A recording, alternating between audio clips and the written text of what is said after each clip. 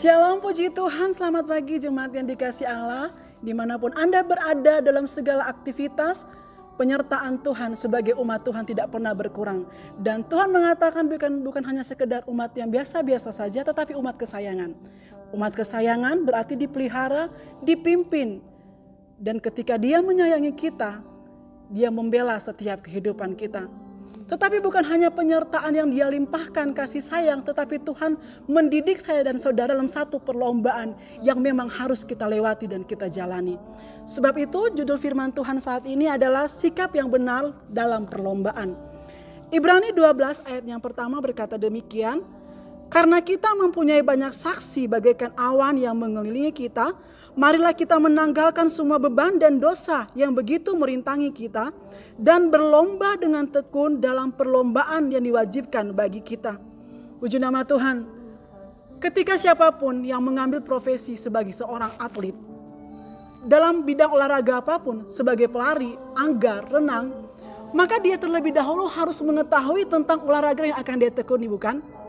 Tidak lantas sembarangan tanpa tahu apa-apa tentang olahraga begitu. Ya udah, aku mau segera pengen masuk dalam perlombaan. Gak bisa, saudara. Seorang atlet dia harus tahu dulu jenis olahraga yang akan dia tekuni, yang akan dia masuk dalam perlombaan. Harus ada pengetahuan. Nah, ketika sudah ada pengetahuan, apa yang dia ketahui itu yang akan dia lakukan. Apa yang menjadi aturan dalam satu perlombaan, dalam olahraga tertentu, akan dia lakukan. Ketika atlet renang, dia akan belajar, oh gaya apa yang harus saya kerjakan. Entah mau gaya kupu-kupu, tekniknya seperti ini. Gaya dada, tekniknya seperti ini. Petinju, cara memukulnya seperti apa supaya bisa mengalahkan lawan. Harus ada pengetahuan. Nah, begitu juga dalam kehidupan kita sebagai umat kesayangannya Tuhan. Hosea 4 ayatnya yang ke-16, dia menegur umat Tuhan. Dikatakan bahwa umat Tuhan binasa karena tidak adanya pengetahuan, tidak mengenal Allah. Bahkan umat Tuhan yang ada saat itu, mereka yang sendiri menolak tentang pengetahuan akan Allah. Allah adalah firman, dan firman itu adalah Allah sendiri. Banyak kali dalam hidup ini kita mungkin lupa bahwa kita seringkali menjadi orang yang menolak firman Tuhan. Sebab itu ketika firman Tuhan datang, buka hati saudara, buka pikiran saudara, buka seluruh kehidupan saudara supaya Tuhan bisa bekerja lebih lagi dalam menghadapi perlombaan yang ada. Punya pengetahuan. Kemudian yang kedua, Rasul Paulus mengatakan bahwa dalam perlombaan yang dimana kita harus tekun. Seorang atlet dia bukan hanya punya soal pengetahuan, apa yang akan dia lakukan dengan olahraga yang sudah dia pilih. Tetapi harus tekun, harus berjuang. Pemenang perlombaan bukan hanya orang yang bisa mengatakan, wah dia juara satu. Tetapi bagaimana dia berjuang dengan tekun. Gagal lagi, salah lagi. Tetapi tidak biar terkapar. Tetapi kembali berjuang. Nah, di dalam hidup ini ada berbagai macam hal rintangan yang bisa membuat kita keluar dari garis perlombaan kita. Kerinduan kita dalam perlombaan saya dan saudara bisa masuk dalam garis finish kekekalan yang daripada Tuhan. Ketika apapun yang saudara dan saya alami, ketika orang gak tahu bagaimana rasanya kita harus berlomba hari-hari ini, tetap berjuang saudara, tetap tekun. Karena hal yang lebih besar ketika kita mencapai garis finish, firman Tuhan mengatakan kita akan dimuliakan bersama-sama dengan Dia. Bagaimana caranya kita harus berlomba? Rasul Paulus mengatakan pertama, tanggalkanlah segala beban. Tanggalkan semua beban, bukan hanya satu beban, tetapi semua beban harus saya dan saudara tanggalkan. Karena dalam perlombaan ada berbagai macam-macam beban yang datang. Kekhawatiran, ketakutan, putus asa. Contohnya beban dalam soal kekhawatiran. Kekhawatiran akan apa yang terjadi sekarang.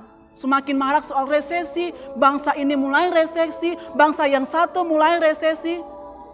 Kemudian perlombaan iman kita mulai terhambat dengan hal tersebut karena ada beban yang namanya khawatir. Beban itu ciri khasnya apa? Berat saudara. Kalau beban itu ditaruh di pundak, maka akan membuat di mana tubuh kita akan merunduk dan semakin tertunduk. Amsal mengatakan bahwa kekhawatiran itu menundukkan, tetapi perkataan yang manis menggembirakan. Di dalam perlombaan Rasul Paulus mengatakan ada penonton yang menyaksikan. Jenis penonton, satu menyoraki untuk memberikan semangat, yang kedua menyoraki untuk memberikan semangat yang luntur, saudara. Supaya siapa yang dia pihak bisa menang. Jangan peduli tentang penonton-penonton yang ada. Walaupun jangan sampai kita nggak hidup secara bijaksana, saudara. Itu menjadi salah karena kasih karunia itu mendidik kita untuk menjadi orang yang bijaksana. Karena ada yang memperhatikan kehidupan kita. Ketika kita memandang kasih setia Tuhan yang memimpin saya dan saudara dalam perlombaan kebenaran tentang Kristus, para saksi bisa memperhatikannya. Kemudian yang kedua, dosa. Upah dosa adalah maut. Pilihan ada di tangan saya dan saudara. Apakah masih mau kita tinggal di dalam dosa? Kesenangan duniawi, ikatan dosa, apapun itu akan membawa kita kepada kebinasaan. Tetapi ketika kita meresponi kasih karunia Tuhan yang mau membimbing kita dalam setiap perlombaan kita akan menikmati finish dalam kekekalannya Tuhan. Kemudian kita berkata, dua hal itu begitu berat dalam perlombaan untuk kita tanggalkan. Beban semakin tinggi hari-hari ini. Kemudian yang kedua, dosa semakin merajalela karena begitu berupaya iblis supaya kita masuk dalam perangkap dosa. Caranya dalam ayat yang kedua berkata, marilah kita melakukan perlombaan dengan mata yang tertuju kepada Yesus. Jelas ya saudara, ayat 2 adalah kuncinya. Ternyata cara melakukan perlombaan kita bisa menanggalkan dua hal tersebut dengan apa? Dengan memandang kepada Yesus. Bukan pandang kepada penonton, bukan pandang kepada diri sendiri, bukan pandang kepada beban, bukan pandang kepada dosa, tetapi pandang kepada Yesus yang empunya kasih karunia tersebut. Ya saudara, sebab itu mari perlombaan apapun tetap berserah kepada Tuhan. Sebab Tuhan yang punya kekuatan, Tuhan yang punya kuasa untuk memampukan saya dan saudara menghadapi perlombaan kita masing-masing. Amin. Puji nama Tuhan, mari kita berdoa. Bapa dalam surga, kami bersyukur sebab Allah yang kami puja adalah Allah yang melatih kita.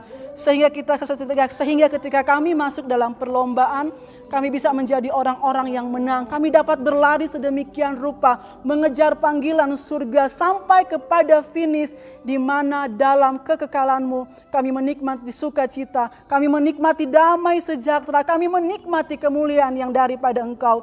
Tuhan, kami berdoa saat ini, kalau ada umat-umat Tuhan, jemaat Tuhan, pribadi-pribadi yang terhimpit dengan beban, terhimpit dengan dosa yang membelenggu, sehingga Tuhan membuat iman mereka tertunduk. Kami berdoa di dalam nama Yesus, Allah memberkati mereka, Allah mengangkat beban mereka, Allah melepaskan mereka dari dosa, Allah memulihkan kehidupan, memulihkan rumah tangga umat-Mu, karena kami tahu Allah yang menyediakan segala sesuatu. Bahkan kepada gereja lokal kami Tuhan, Engkau memberkati, mulai daripada gembala, hamba-hamba Tuhan, para aktivis, sampai kepada jemaat-Mu, umat Tuhan. Semua sama-sama berlomba-lomba, sama-sama mencapai finish dengan satu keberhasilan perkenanan yang daripada Tuhan. Terima kasih buat hari ini, terima kasih buat penyertaan kami. Kami bersyukur di dalam perlombaan kami punya pelatih yang agung, yaitu Tuhan Yesus Kristus. Dalam nama Yesus, haleluya, amin.